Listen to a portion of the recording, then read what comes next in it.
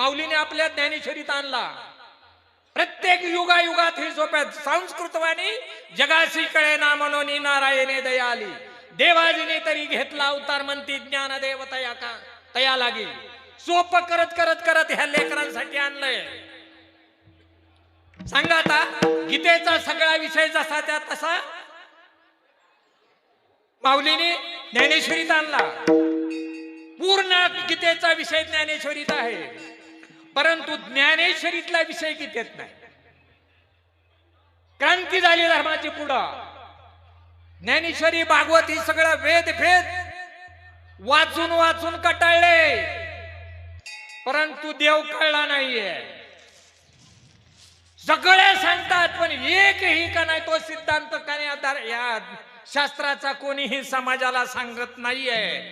आज धर्मशास्त्राचा सिद्धांत सांगण्यासाठी भगवंताने कृपा केली.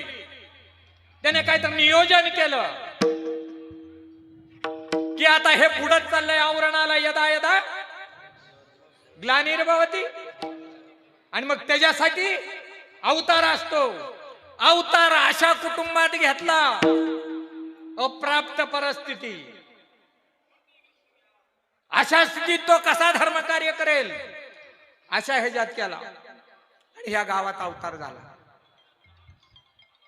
अक्कलकोटला अवतार झाला, कुणाला माहित नव्हतं, जगाला माहित झालं.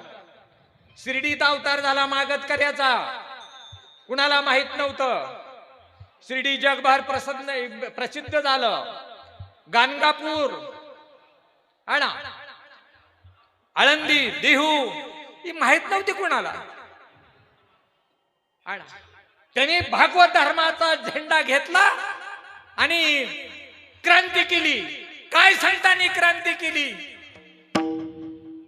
सर्व शास्त्रांचा जो सिद्धांत आहे काय, ही चालती बोलती माणसं देव आहेत आणि ही खरी देवाची रूप आहेत. एवढं श्रीपाद बाबांनी पहिल्या कीर्तनापासून प्रवचनापासून अवतार संपस्तोर तुम्ही सांगितलं. काय सांगितलं?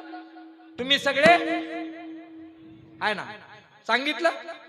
आम्ही काय चाट हाणायला लागलो ह्या गादीवर ना. आता काय अभंग सोडवला, सोडवा सोडीचा विषय आहे का? निरोप द्यायचा विषय आहे. काय निरोप द्यायचा? तुम्ही सगळे देव आहात. नवे नवे तुमच्यातला जो श्वास आहे तोच देव आहे. किती सोपं सांगितलं. आणि हे सगळे देव आहेत ना, देव हुडकाय निघाले ते भंगभपलेले टाळक्याचे. स्वतः देव असून देव हुडकाय चालले. हा सिद्धांत श्रीपाद बाबांनी